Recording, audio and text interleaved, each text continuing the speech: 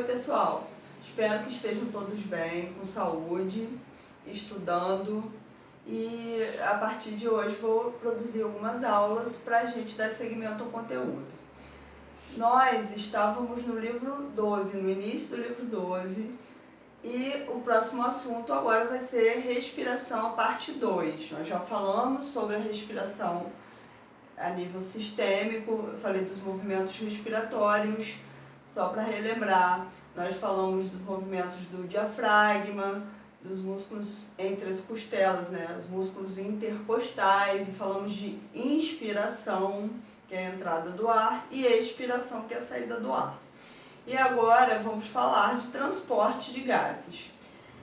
Para entender um pouco sobre o transporte de gases, depois que os gases entram no organismo, eles podem ser transportados direto na parte líquida do sangue, que é o plasma, ou dentro de células especiais, que são as hemácias. No caso dos mamíferos, como nós, as células que transportam o oxigênio, elas não têm núcleo, elas são anucleadas. E aqui eu fiz um esquema mostrando uma hemácia, uma representação de uma hemácia, com a molécula de hemoglobina, que é um pigmento respiratório que é capaz de transportar gases. A hemoglobina ela tem subunidades, tem 4 subunidades, e em cada subunidade tem um grupo M, que tem um átomo de ferro. O oxigênio se liga ao ferro. Essa ligação, hemoglobina mais oxigênio, forma um composto chamado oxihemoglobina. E esse composto, ele é instável. Ele pode reverter, porque o oxigênio que está aqui junto com a molécula de hemoglobina, ele pode ser liberado novamente. E é isso que acontece. A hemoglobina e o oxigênio se unem nos pulmões. O oxigênio atmosférico entra nos pulmões, passa pelas vias aéreas. Quando ele chega nos pulmões, a nível dos alvéolos, ele vai ser transportado para o interior do corpo, né? Ele vai passar dos alvéolos para os capilares sanguíneos. E vai ser transportado dentro da célula. Mais de 90% do oxigênio vai ser transportado dentro das hemácias. E quando chega a nível dos tecidos, a nível das células, o oxigênio vai ser liberado. Por quê? Para que ocorra a respiração celular. Dentro daquelas organelas especiais, que são as mitocôndrias, o oxigênio é essencial para que seja gerada energia para o nosso corpo. Então, é importante que essa ligação entre hemoglobina e oxigênio seja uma ligação instável, porque dessa forma o oxigênio vai poder ser utilizado por todas as células do nosso organismo. O transporte de gás carbônico, ele ocorre de diferentes formas. Então, uma parte do gás carbônico também é transportado pela hemoglobina. Aproximadamente 23% do gás carbônico existente no nosso corpo é transportado dentro de hemácias ligado a moléculas da hemoglobina, formando um composto chamado carbohemoglobina. 7% do gás carbônico circula no plasma sanguíneo, na parte líquida do sangue. Circula na forma de gás carbônico. E cerca de 70% circula no sangue na forma de bicarbonato. E para formar o bicarbonato ocorre uma reação química. O gás carbônico, quando ele se junta com moléculas de água, ele forma um tipo de ácido, que é o ácido carbônico. Esse ácido carbônico tem influência no pH sanguíneo. O ácido, ele torna o pH menor.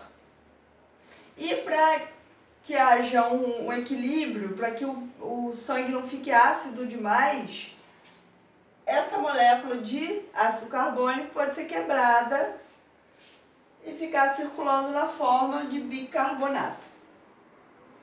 Então, o gás carbônico vai ter um papel importante na regulação do ritmo respiratório.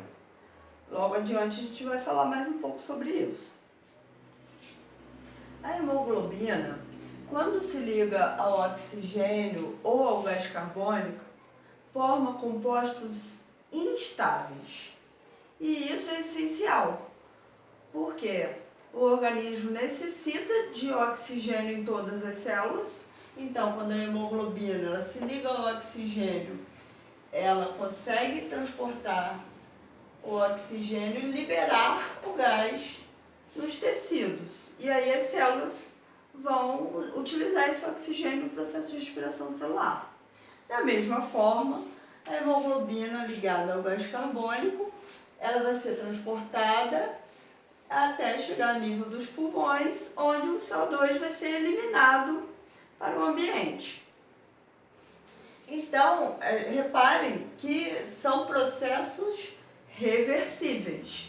E os compostos oxihemoglobina e carbohemoglobina são compostos instáveis. Mas também existem compostos que se ligam à hemoglobina de forma estável, de forma irreversível. Estou falando do monóxido de carbono. O monóxido de carbono, que é representado por CO, ele é liberado através da combustão de óleo diesel, de gasolina. E ele, quando ele entra no nosso organismo, ele se liga às moléculas de hemoglobina e uma vez que ocorre essa ligação, a ligação não é mais desfeita. Então, a pessoa, se ela receber uma quantidade muito grande de monóxido de carbono, ela começa a se sentir mal.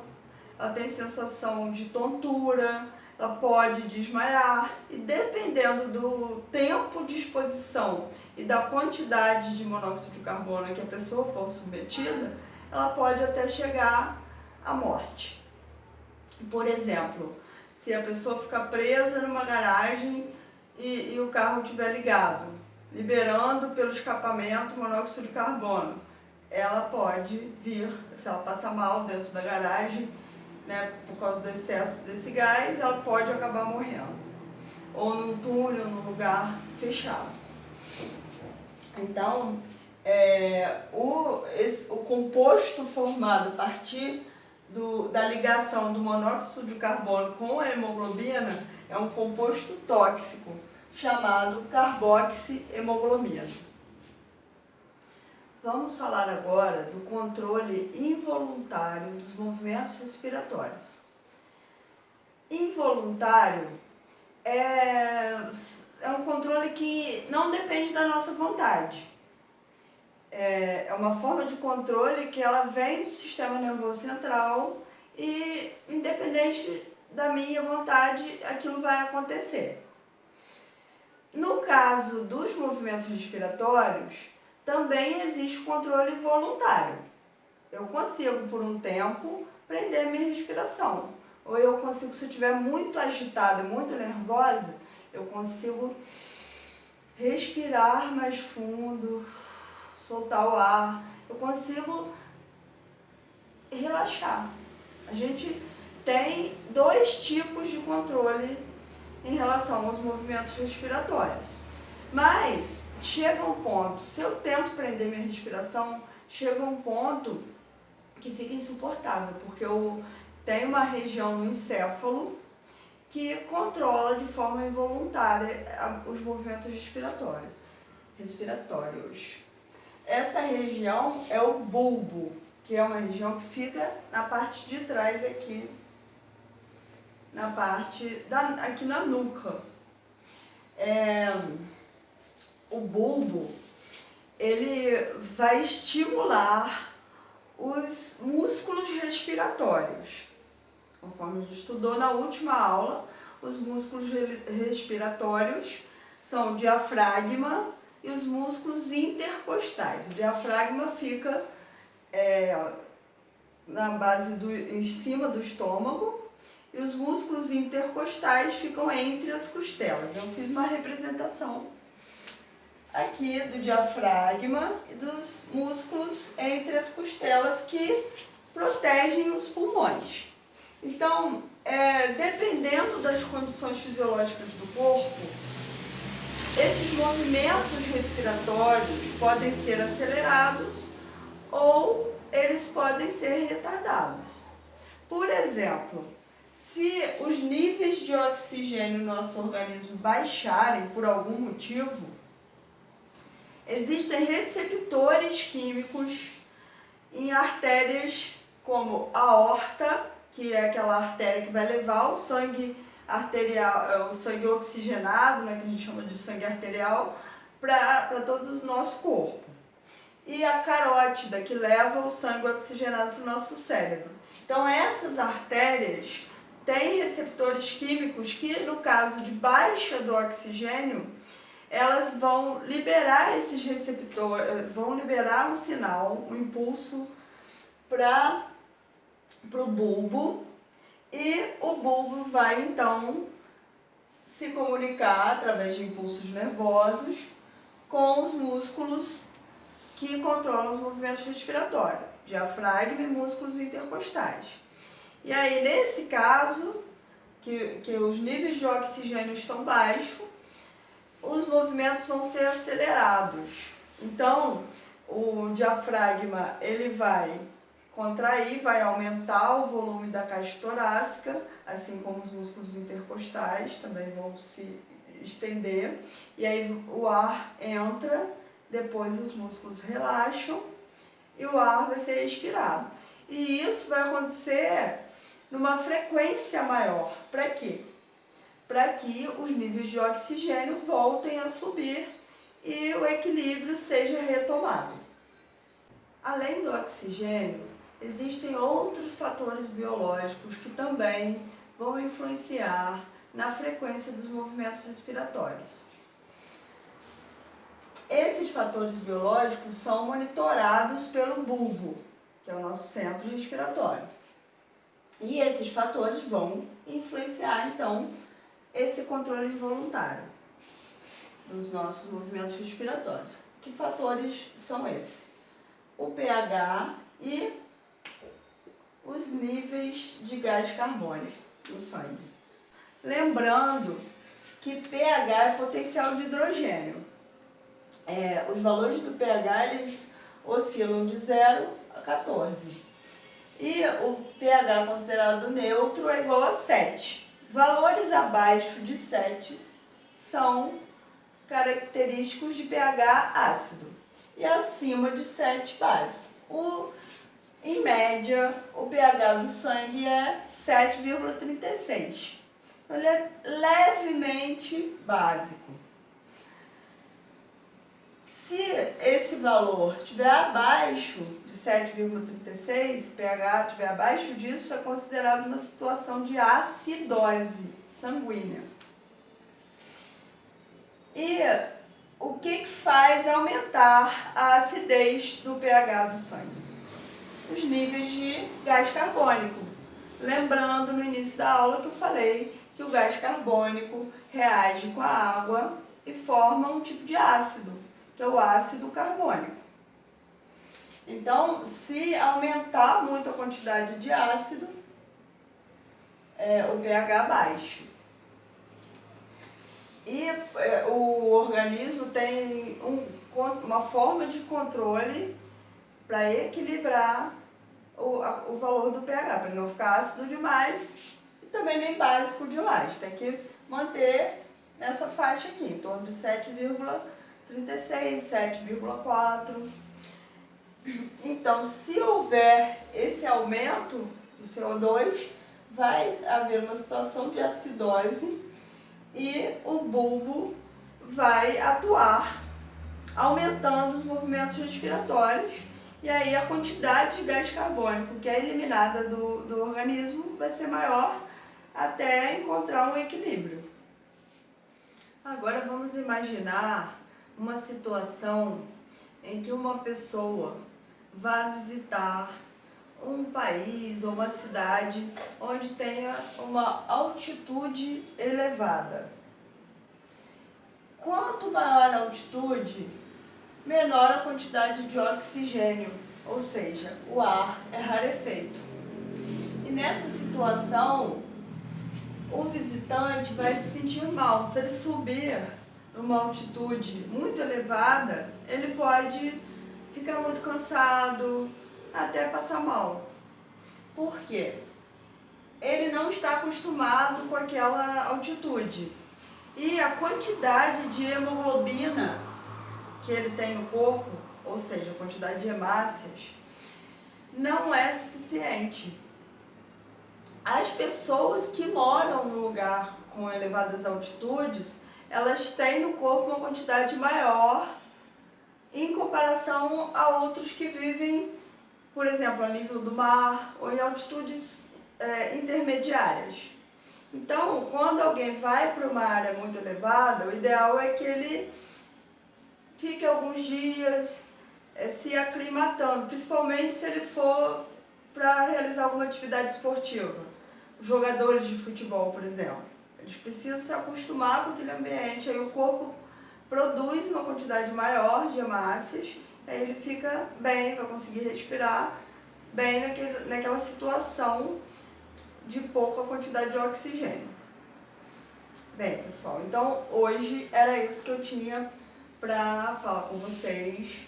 Eu quero muito que vocês me deem o retorno, o que vocês acharam da aula, deu para entender tudo ou não, tem dúvidas. Eu vou enviar os exercícios e no final tem um espaço para dúvida. E nesse espaço para dúvida vocês também podem fazer comentários sobre a aula de hoje e para a gente buscar melhorar nas próximas aulas. Fiquem com Deus, se cuidem e até a próxima. Atenção para o resumo. O transporte do oxigênio é associado com a hemoglobina, um pigmento respiratório. Oxigênio mais hemoglobina forma a oxihemoglobina. Já o transporte do gás carbônico pode ocorrer de 3 formas diferentes. O gás carbônico pode ser transportado dissolvido no plasma sanguíneo. O gás carbônico pode ser combinado com a hemoglobina, formando a carbohemoglobina, ou o gás carbônico pode ser transportado na forma de bicarbonato. Através da ligação da hemoglobina com o oxigênio e com o gás carbônico, são formados compostos instáveis. Porém, existe um gás que, ao se ligar com a hemoglobina, forma um composto estável, que é o monóxido de carbono. O monóxido de carbono, junto com a hemoglobina, forma a carboxihemoglobina. E o monóxido de carbono, ele é formado a partir da combustão de combustíveis fósseis, como a gasolina, o óleo diesel e também a combustão do carvão. Além disso, as queimadas de florestas liberam monóxido de carbono. Outra coisa muito importante que vocês precisam saber é que a fumaça do cigarro também libera monóxido de carbono. Por isso, fumar é tão prejudicial. Entre outros motivos, outras substâncias maléficas que existem no cigarro, também tem o monóxido de carbono. E o monóxido de carbono, ele tem uma afinidade com a hemoglobina cerca de 200 vezes maior do que a afinidade que o oxigênio tem com a hemoglobina. Por isso, é tão preocupante a exposição a este gás. Os movimentos respiratórios têm controle involuntário e o centro respiratório no nosso organismo é o bulbo. Em situações que existe, por exemplo, pouca quantidade de oxigênio no organismo, artérias, aorta e carótida enviam receptores químicos para o bulbo e o bulbo reage emitindo impulsos nervosos para que os músculos ligados aos movimentos respiratórios, diafragma e músculos intercostais, eles sejam ativados e passem a se contrair e a relaxar com maior rapidez. Isso faz com que aumente a frequência respiratória e, em consequência, o transporte de oxigênio vai ser mais eficiente e os níveis de oxigênio no corpo se estabilizam, voltando ao padrão normal. O ritmo respiratório pode ser controlado por fatores biológicos, como as concentrações de oxigênio. Além da concentração de oxigênio, outro fator biológico importante é o pH sanguíneo. Se as quantidades de gás carbônico estão altas no sangue, o gás carbônico reage com a água, formando o ácido carbônico. Desta forma, o pH sanguíneo baixa e nós temos uma situação de acidose. Nessa situação, o bulbo vai emitir impulsos nervosos para os músculos respiratórios, diafragma e músculos intercostais, aumentando o ritmo respiratório, fazendo com que a quantidade de gás carbônico que é eliminada pelo organismo aumente também e os níveis de gás carbônico diminuam na circulação sanguínea, retomando o estado de equilíbrio.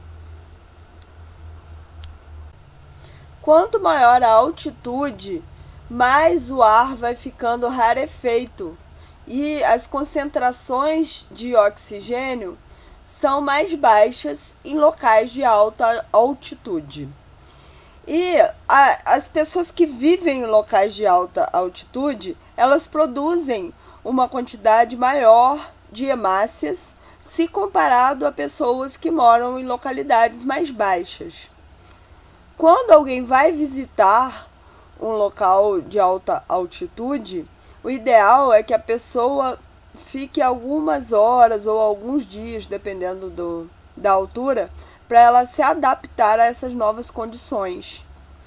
Porque o corpo tem a capacidade de aumentar a produção de hemácias e, consequentemente, aumentar a quantidade de hemoglobina que circula no sangue, melhorando a captação de oxigênio.